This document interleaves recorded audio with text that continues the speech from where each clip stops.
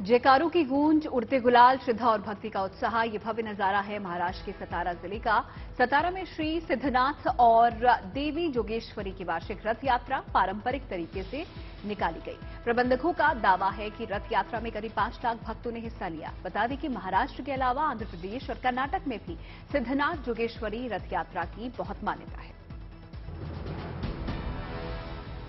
एक तरफ वैदिक मंत्रोच्चार तो दूसरी तरफ कबूल है की आवाज। सामूहिक शादी की ये तस्वीर यूपी के गाजियाबाद की है। इस सामूहिक विवाह कार्यक्रम में 3000 जोड़े एक दूसरे के हो गए। हिंदू रीति रिवाजों के हिसाब से 1850, जबकि मुस्लिम रिवाज से 1147 बेटियों की शादी हुई। 3 बेटियों की सिख और 3 की बौद्ध धर्म के हिसाब से शादी हुई। सीएम योगी ने संगम नगरी प्रयागराज को 284 करोड़ की परियोजनाओं की सौगात दे दी है। मुख्यमंत्री ने सरकारी योजनाओं के लाभार्थियों को घरों की चाबियां और प्रमाण पत्र भी सौंपे। यूपी में अब तक 27 लाख गरीबों को घर मिल चुके हैं। इस मौके पर सीएम योगी ने कहा कि भूमाफियाओं के कब्जे से जमीन को मुक्त कराकर उन पर गरीबों के लिए घर बनाए जा रहे हैं। असम में वीर लाचित बरफुकन की 400वीं जयंती धूमधाम से मनाई गई। इस मौके पर सरकारी और गैर सरकारी संस्थाओं ने कई तरीके के आयोजन किए।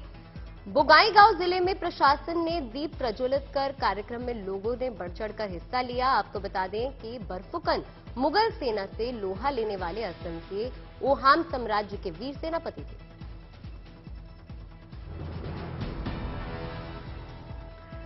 शिमला में स्थानीय लोगों ने धनुष और बाण से खेले जाने वाले पारंपरिक खेल में भाग लिया। तीरंदाजी के इस खेल को नोखी डाली मेला के नाम से जाना जाता है और इसमें पुरुष एक दूसरे के पैर में तीर से निशाना लगाते हैं। तीर निशाने पर लगता है तो खिलाड़ी उत्सव में ऊपर और नीचे कूदता है और कार्यक्रम में बजाए जाने वाले पारंपरिक संगीत पर नृत्य करता है। ये परंपरा 200 साल पुरानी है।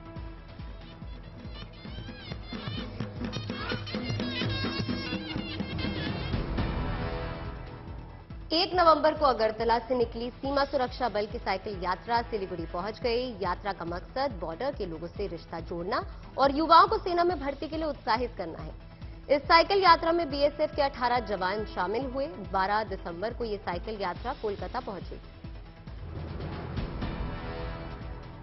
श्रीनगर के शब्बीर अहमद गनी ने अपनी मधुमक्खी पालन के शौक को सफलतापूर्वक उद्यमिता में बदल दिया है। उन्होंने शहद का अपना ब्रांड नेचर्स नेक्टर लॉन्च किया और दूसरों को भी रोजगार दिया। शब्बीर के पास मधुमक्खी के 309 छत्ते हैं और शब्बीर शहद को घाटी के अलग अलग हिस्सों में सप्लाई कर रहे हैं। साथ ही बेरोजगारों को मधुमक्खी पालन का प्रशिक्षण भी वो देते हैं।